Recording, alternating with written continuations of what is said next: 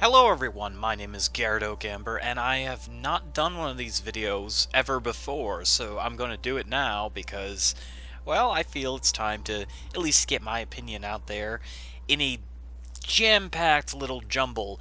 The 5 best games of the past year, and the 5 worst games of the past year that I own, in my opinion. Now, you may not agree with these, but again, this is my opinion, and it's judged on what I've played and how I've played them, and my overall impression of these games.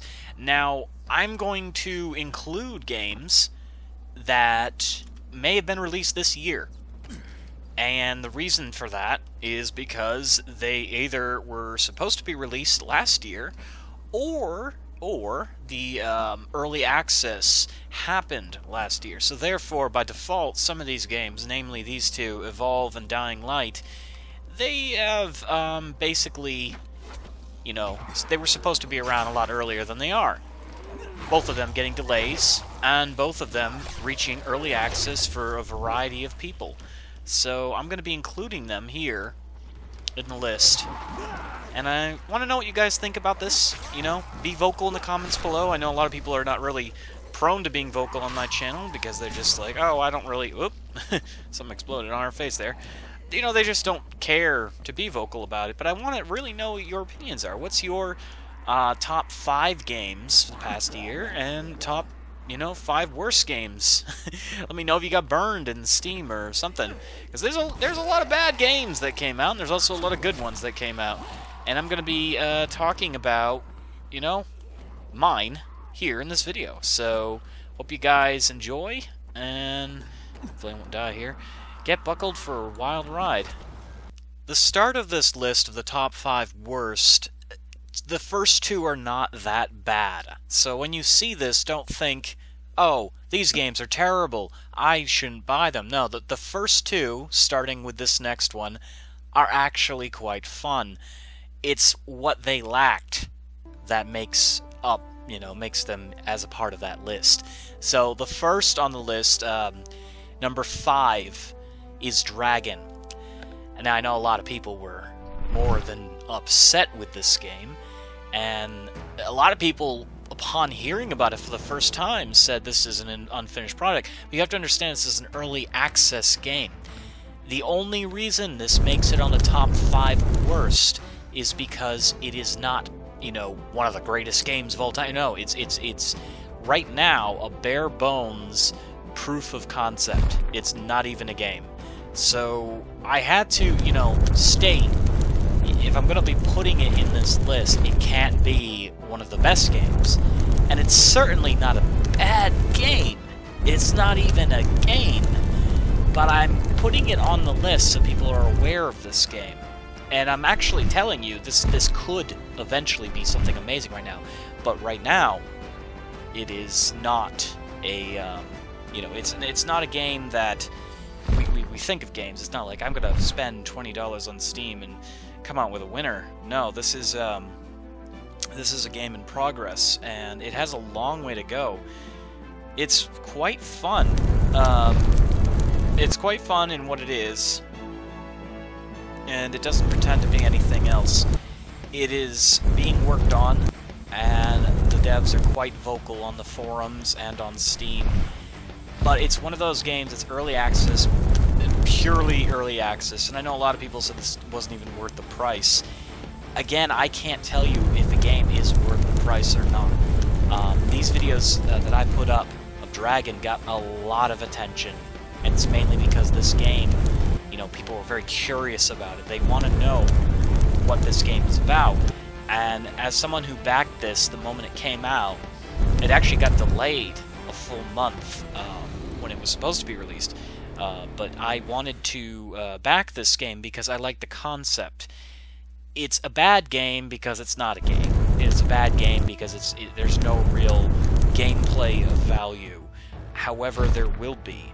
From what the devs have talked about, this game will include customizable dragons, an even larger, more stable open world. You can hoard treasure, you can create kingdoms, possibly even get into magic, and ally yourself with armies or make enemies all around. This game braves, it braves the territory of imagination versus games. A lot of people growing up, especially my generation, love Dungeons and Dragons and all sorts of fantasy stuff, and we come up with stories or characters and concepts, and we want to live out those things. So now gaming has gotten to that point where the indie developers can achieve that. The big name companies, they all agree unanimously, or at least a portion of them force the others to make a game, but the indie developers are making games that we only imagined. So Dragon is a game that was imagined, and it is starting to come to life. It's not a bad game. It's just not ready yet. Look at it. It's fun, though. The next game is another Dragon game, and again, this game is not really that good, but it's also not really bad. It is on this list. Why is it with dragons? What happens to dragons? This game is called Fight the Dragon. It's fun. It looks good, but it plays like garbage.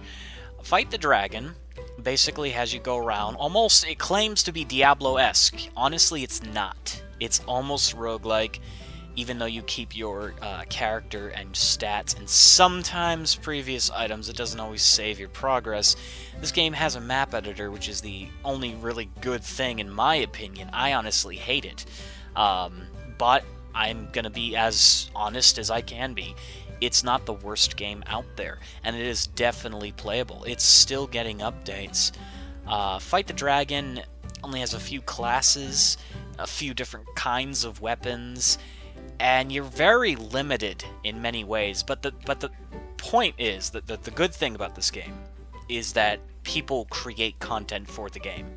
Maps and items, all this stuff gets created. It even has a Steam Workshop page.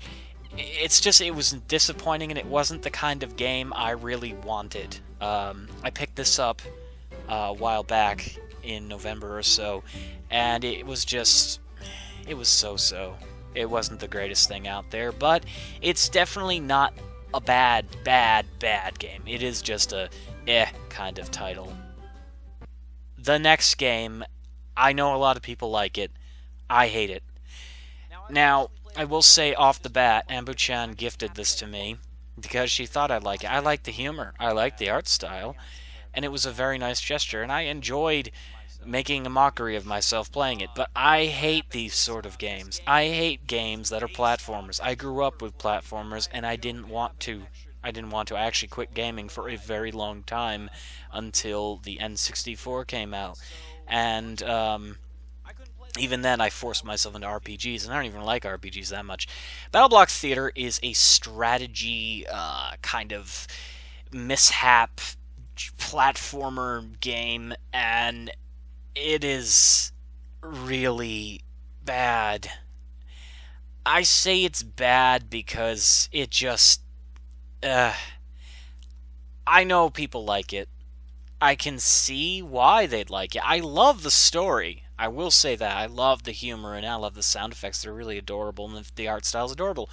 But the actual gameplay is terrible. And the game doesn't even let you, just to know, it doesn't even let you... It forces you to use a gamepad, which is horrible. The next game on the list, number 3, is... It looks good. It definitely looks good. The sound effects are awesome. The characters are awesome. It is the latest installment in the Legacy of Kain series. Unfortunately, it is also one of the worst online competitive games I've ever played. It's called Nosgoth, and I got it, and yeah, my brother helped me. He gifted me the full, I bought the game and he gifted me the full, exclusive package stuff, blah, blah, blah, blah, blah, which really didn't even make a difference. It just got me a lot of stuff early. So it's definitely a pay-to-win game. And it tries to be almost like a MOBA, base capture, sort of defense kind of game. Unfortunately, this doesn't work out when you have about 1 billion aimbotters joining in to ruin the game experience for you. the footage that you're seeing was well before many of the hackers got on the game. Despite that, I had a lot of gripes about the interface, the gameplay, and how overpowered sometimes the vampire teams are. Because frankly, the hunters are clunky, slow, and shit, and I see why people aimbot. However, when you're playing legitimately, you'll find it more than frustrating to play this game, as I did. Take a moment. Take a moment to look at this. I bought this game because I had extra money to burn, and I regret giving them $5. This game isn't even worth a cent. It is called Blockstory, and it actually pissed me off so badly, I threw out an entire series because of it. Literally, I trashed an entire series worth of this game because it was the most offensive, the most lackluster, buggy, and oh my god, did they steal assets from every game imaginable.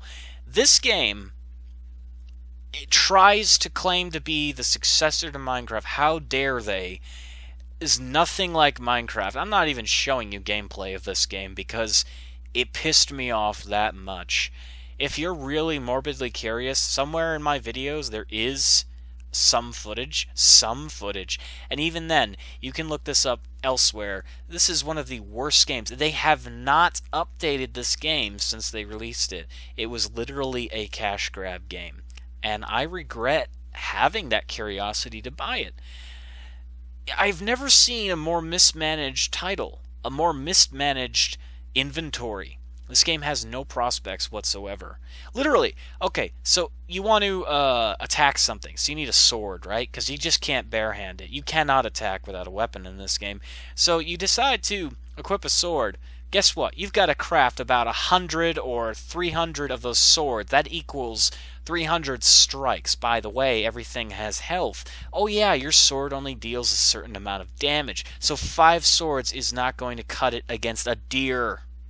A deer has more health than you have swords or equipment to forge it. So you spend endless hours crafting it. Even in creative mode, you'd think things would get easier. Oh my god, no. Things get drastically more difficult in creative mode because there's no way to throw items away. So you clutter your creative inventory and you can't build anymore. You've effectively ended the game for yourself. Do not buy Blockstory. If I ever have to say do not buy a game, do not buy Blockstory. This was one of the worst experiences I have ever encountered. Period. Now it's time to talk about the best games of 2014. Blockscape. Blockscape, I don't exactly know when it came out, but I know it came out for Steam last year. I did not follow this game in its early stages, and I definitely do nothing about it when I first bought it, other than the fact that it looked amazing. It was simply amazing. Blockscape is probably one of the best voxel games I've ever played since Minecraft and 7 Days to Die.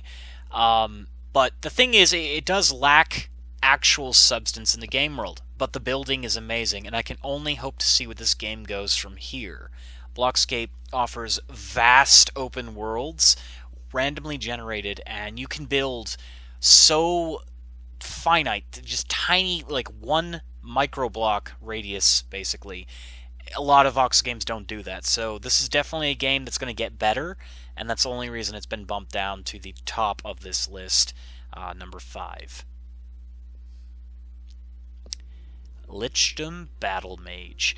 Lichdom Battlemage was a CryEngine mage game, and originally it was thought to be an open world game, and after it's, after people looked over it and did some reviews, they realized that it was more linear than anything. However, it offers a wide variety of customization with the spells and the way you tackle certain obstacles. There's traps, like those ice shards there, in-game. There's oil on the ground that you can burn. There's a wide variety of enemies and a wide variety of ways to handle them. In addition, they've only upgraded the spells since its release, and it only recently, in a couple of months ago, actually became a full release game. But Lichdom is definitely, I think, worth the money for a lot of people with a system that can handle it. It is a beautiful game. It's fun. It handles itself like a cross between Borderlands and Diablo, and it has, you know, instead of like item loot, there's spell loot, so you get reagents and upgrades and actual spells, and you can mix all these things together to create godly effects. And it's a lot. I mean, it can get a little repetitive because all you're really doing is dodging, dodging, dodging, zapping, dodging, zapping, dodging, so on and so forth. But the thing is, it's beautiful, it's fun, and I don't know whether or not this is the studio's first game or not, but they could definitely make another game very much like Lichdom, and definitely come up with, you know, something else. If not expand upon this world, it's actually quite fun. And, you know, there is a story, despite there being much explanation to the story. There is a story, and it is present. It's a little humorous at times. I never even finished the game, and I'd like to get back into it. I've got several episodes already, but Lichdom was definitely an experience, and it is a game I'd recommend for people who like RPG, loot mongering sort of action games. If you have a computer that can handle it, it's definitely worth it as well. If you like magic, this is definitely one of the few magic-based games. This is literally all about magic. I mean, you do not punch, you do not throw, you know, spear, you do not shoot things with an arrow, you do not stab people with a knife. None of that exists in this game, although it may happen to you. So try it out on Steam if you can, you know, stomach the crazy PC specs. But it was quite fun, and that's why it's on this list. It was really a tough decision if I was going to put this on the list. I mean, I had a lot of fun playing it. Ultimately, I came down to the decision, yes, this definitely deserves to be one of the best games I played this year. And it was one of those games that I didn't even want to buy at first. I just looked at it and I said, oh, that's going to be okay. And then I said, you know what? F it. I'm going to buy it. And I did. I didn't regret it. There were some bugs early on, but you know, that happens with early access games. That's why they're early access. Now, a game that's full release that has a lot of bugs, that's a different story altogether. I will say, since we're in the realm of talking about Borderlands 2, I actually hated Borderlands 2, but since it didn't come out last year, I can't put that on the list. Anyhow, I hope you enjoy this next game on the list. The Forest. Now, The Forest got both high praise and a lot of flack. The Forest is quite fun. It is quite beautiful and very creepy. I was so excited when I heard about this title, and there was a, you know, ultimately no game can really hold your expectations usually, and The Forest did a good job of keeping them somewhat alive. The expectations were still there. This game, it just has the perfect world sense about it. There's not a lot of, in my opinion, I love the Northeast. That's where I grew up. That's where I live. And unfortunately, it's not a lot of games that take place in the Northeast. They always go into the desert or freaking extreme environments of one way or the other, tropical islands. And I wanted a game that looked like my backyard. And The Forest did that, and it offered a very spooky kind of surreal world. You crash, you're looking for your son, and you basically end up in this almost Lovecraftian story with mutated cannibal people and their little undercity in the caves. And, you know, the game doesn't even have an ending yet, and it's quite fun to play. It is refreshing. It's very relaxing for a horror game. It's using the Unity engine, and there are better engines out there, definitely, but they did a great job with this. It's a small man team, too. Like, I think 5-6 people worked on this game at first, and they tell you the updates. That's the best part. They tell you when they're going to update the game. There's literally a countdown timer, and if they miss that timer, they let you know and they immediately reset it. It's one of the most vocal, one of the most worked on indie titles I've seen the entire 2 years that I've been playing games for this channel, and it's just, it's quite nice to have a game like this. Recently, there's another game that came out called Stranded Deep, which is almost identical to this, except it is more realistic than anything. I mean, the possibility of a cannibalistic island that no one's ever heard of, that's the truth. That can be out there. There's probably landmasses we've never discovered on Earth because they're too tiny to spot, you know, from space or whatever, or we've just happened to never really set foot on them. But Stranded Deep, I hope I said that before. Stranded Deep is more realistic. It's a more realistic version of this game. It does handle differently, but the graphics and most of the gameplay is relatively the same. And I've thought about getting that game, but I have the Forest, and I do like the Forest for what it is. And it has a lot of ways to go before it's a fully established game.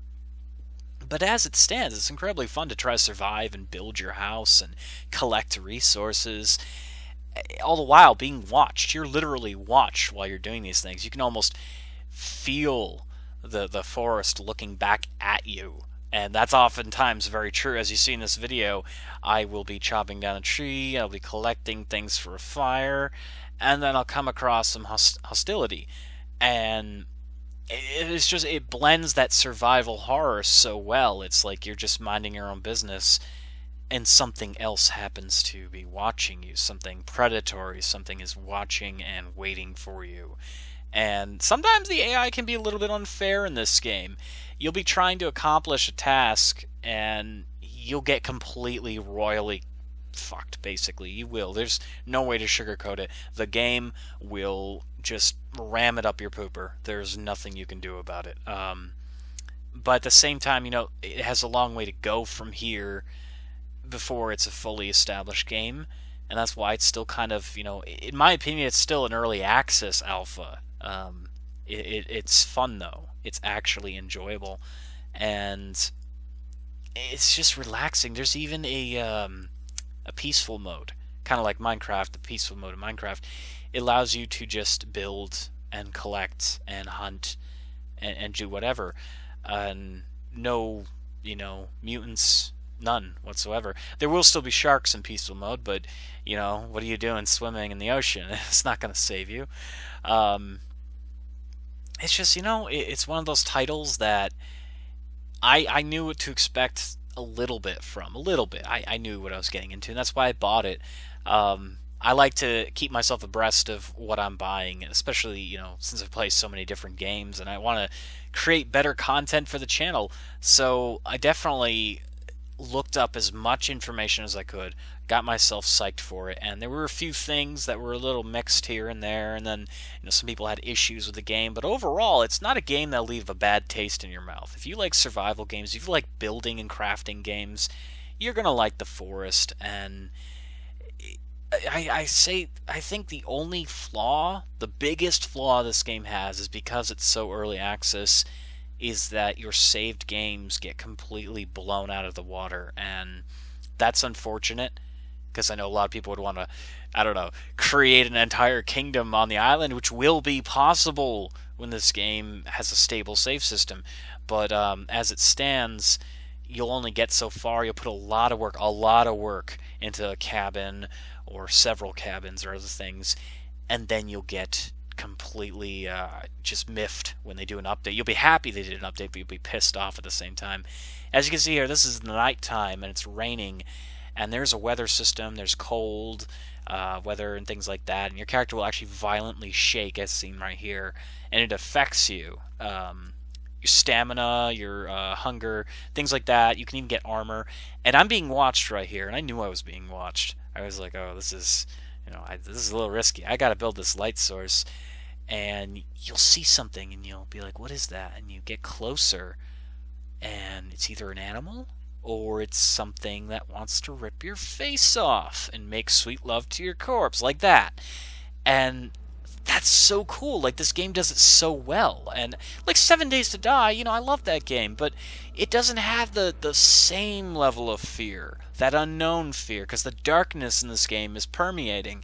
You look into that forest, and it's so black, and you cannot see your pursuers. And they can come at you in daytime, too, if they want to, but it's really frightening at night. And, oftentimes, there'll be musical cues for these things, but I don't really like the musical cues that they added in. I liked it better when there were very few musical cues, if none whatsoever. But, you know, that's the game developer's decision, and I'm sure in the future there'll be a way to turn that off. Still, you just walking through those trees at night, and then having something pop at you and try to eat your face off, it's pretty frightening. And, it's, you know, it's a good game.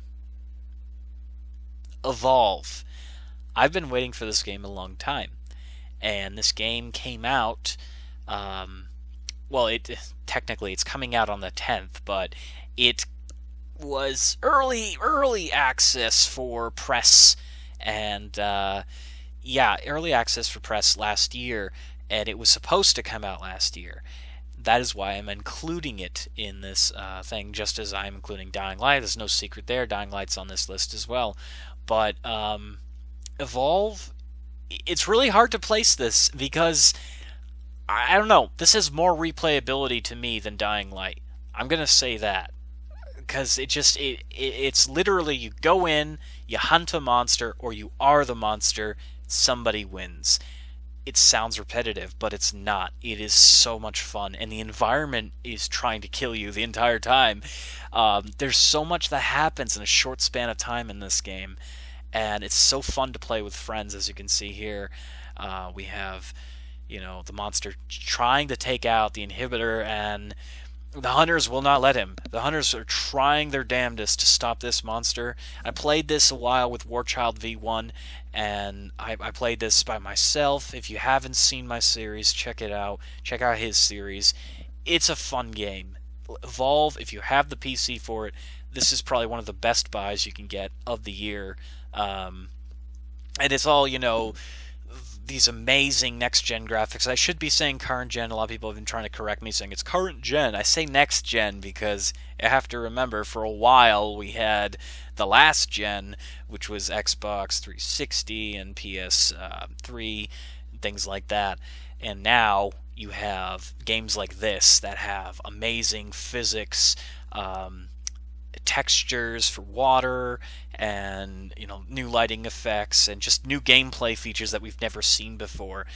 But Evolve is just, there's something about it. It both immerses you, and yet it keeps that feeling of a fast-paced arena, combative kind of competitive style in there, all in one. It has this really good blend of that, and it even has a little bit of sci-fi horror, because on occasion you'll be just getting in the moment, you're like, yeah, I'm super pumped, you know, you got a Red Bull in one hand, you got your hand on the keyboard, I don't know what the hell you're doing. Basically, you're just running around, and all of a sudden monster pops out of a sharp corner, scares the shit out of you, IRL, and, you know, what are you gonna do about it? I mean, other than nearly have a heart attack in your seat. And that's just, that's so well done. I love Evolve. I love the way they play it. And the monster gameplay is incredibly fun. Anyone who's a fan of a MOBA game will understand the controls immediately. Anyone who's played Left 4 Dead 1 or Left 4 Dead 2 will instantly recognize the control scheme and be able to play it. And yet it's its own game. Even though it borrows a lot of features from a lot of games, it's its own game, and it's a concept that I've thought of a long time ago. I thought that they would make a game like this, where you have a super powerful player character versus a group of several smaller, weaker player characters. But they blend these this balancing, these features so perfectly together. You have the hunters start out really strong. The monster is really weak and really small. And as the hunters, you know, pursue the beast's job, how the match is determined is that it tries to evolve. It tries to eat things, consume, grow, and then attacks at an opportune moment. The whole gameplay is determined by player interaction. The players create the story, and I can see a lot more games borrowing this kind of theme. I mean, there was already a horror game called Haunted, and I actually wanted to get that. It's a horror survival game, and that game is very similar to Evolve in the aspects that the players control the way the game feels. Not nearly like this game, though. I mean, this is Evolve. This is a pretty big deal when it comes to arena-based games. And there's so many things. I mean, literally, I could make an entire video just talking about the game, but I've already got a series on it, so I'm just going to talk about it a little bit here and say that it is definitely worth money. It's one of the best games I've played in the past year. It's one of the games I've been looking forward to for a very long time as well in the past year, and I feel it has a long way to go still. Like, even now, they're talking about new monsters and new hunters, and there's already, you know, some out there circulating. Where is this game going to go in the future? I don't know, but I like the way it looks now. Dying Light. I've been waiting for this game a long time. And the original trailer for this game it made me uneasy. It didn't look good. But that's because they didn't actually show the gameplay. They didn't really bother talking about what they were trying to accomplish. As it came to light, this game is the game that Dead Island promised to be. For those of you who remember Dead Island's original spin, I remember reading an article on it.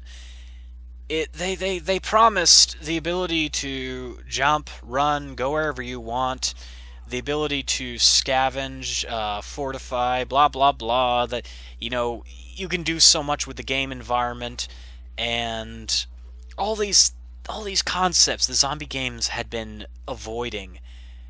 When Dead Island came out, it was not just that it was buggy, that they released the dev kit version instead of the actual game. Those of you who remember that was pretty ridiculous. But it just was not the game they promised. It was nowhere near the game they promised. Now, Dead Island, you know, has had several games since then, and they're even working on a second one. After playing Dying Light, my standards are incredibly high for the Dead Island series, and I honestly might not even go back to the Dead Island series after playing Dying Light, because Dying Light is amazing. There's nothing like it. I know that there's different studios that handle the games, but this was, you know, the brainchild of the same crew, so this is still Dead Island. It handles very similarly to Dead Island, but it's Dead Island but good. That's frankly what it is. Dying Light is a next-gen zombie open-world horror survival game. It's not a true survival game because it follows the RPG kind of feeling, but at the same time, there's almost no restriction to where you can go in this game. There's almost no restriction whatsoever. You can run, jump, slide your way wherever you please. There's a grappling hook that you see me using here, allowing you to go more places, giving you a Spider-Man kind of feeling, like Just Cause 2. I love Just Cause 2, and now there is a zombie game like Just Cause 2, but better.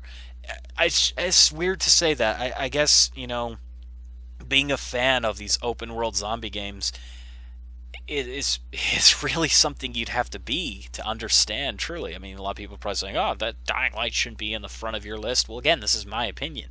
And it was very hard to place with Evolve because, I mean, I love Dying Light, but I need a break from it on occasion. It literally, I'll sit here for hours playing it, and then I feel exhausted. Because it really feels like I'm in this world doing all these weird acrobatics and shit like that. When a game tires you out, you know it's immersive. And this game truly terrifies me too, because zombies come out of corners, and there's a lot on screen at any given time. It's so beautiful. It's such a beautiful game, but, you know, there are flaws with the game. There's always flaws with games. And I guess I should, to be fair to all the games on this list, I should be talking about some of those flaws. Even with my monstrous computer, there are a few issues with frames. There are a few issues with certain textural things, like whenever I get hit by a poison zombie, the game freezes. Sometimes when a zombie grabs me, the game will freeze. It's momentary, it does not affect gameplay, but, you know, I was hoping it would not do that at all. Then again, as this game, you know, shows its age, as games get better and computers get better, it'll run better. It will, and they're going to be patching. They've been patching the hell out of it. NVIDIA came out with several patches as well, and I've had to repatch my computer, and I've had to do a few other things just to make sure it's running in tip-top condition. But at the same time, there's value in the fact that a game like this does have problems. It shows that we're evolving games. We're definitely evolving them. And I might be using that word too much here, but we are transforming the gaming industry, both players and developers. Our feedback creates new games. Our ambition creates new developers, and the developers that exist only get better because they know what people want, they know what to make, they know what to tool around with. Dying Light is the result of a promise, a wish, and just a love of gory zombie massacring and horror. And the game, you know, it has humor, but this game doesn't try to be too silly, so it is frightening. It is frightening. People who, like me, are terrified of zombies, you're going to find this game, you have a little freeze there, you're going to find this game quite scary. I would recommend playing it with the lights off if you can. It is quite terrifying, because you'll be, you know, in a little alleyway, or you'll be inside of a house, and all these zombies will come out of nowhere, and they can literally interact with the environment however they wish. They did so many things right with this game.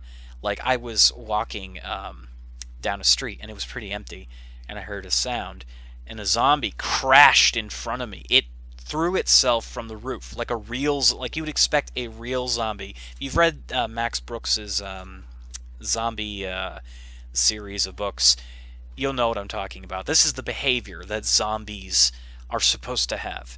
They have no care in the world for their own survival, and you know, you'll be in like a store, and they'll throw themselves against the glass and try to get at you, or they'll crawl out of a little, you know, a corner or the sewers to get to you. If you chop off their legs in this game, and it, you know, they aren't completely mutilated, they'll crawl after you. You can chop off both their arms, and they'll still come at you. And there's also people in this game. There's NPCs that will, you know, try to hunt you down and take your shit or kill you. And it offers a wide variety of themes that are synonymous with zombie games, all in one package. And I have to say again, if I've not said it enough, the amount of zombies on screen is amazing. Amazing. I went into a courtyard filled with a couple of ruined cars and hundreds of zombies in this vast, high graphics, high action game, and it blew my mind. I nearly cried. It was that, you know, this is the zombie game I've wanted for a long time. And there's more to cover, and I have a series on this, and I just, you know, if you have to get a zombie game this year, this is the one. This is the one. So I hope you enjoyed my top 5 worst and best games. I've never really done a video like this before, and I don't think I ever will do a video like this before. If I do, though, I'll probably put a link to that here. But thank you so much for watching. My beard's all scratchy. I just shaved it before, and I'm trying to grow it back out. But yeah, it's really killer when you're playing a game. You take your hands off the keyboard, it's like, oh my god, I'm so scratchy. Thank you so much for watching, and I hope you enjoyed this video. And let me know what's your top 5 worst and top 5 best, and your reasons why in the comments below. I'm interested. And I'll see you in the next episodes. If you want to see some of these series, I will definitely put a link in the description below, and you can check those videos out as they are. Some of them have playlists, and like I said, some of the games I never even recorded because I either was too pissed off at them or they just were not worth my time, and I'm busy as it is, so, you know, check them out below. I'll see you next time.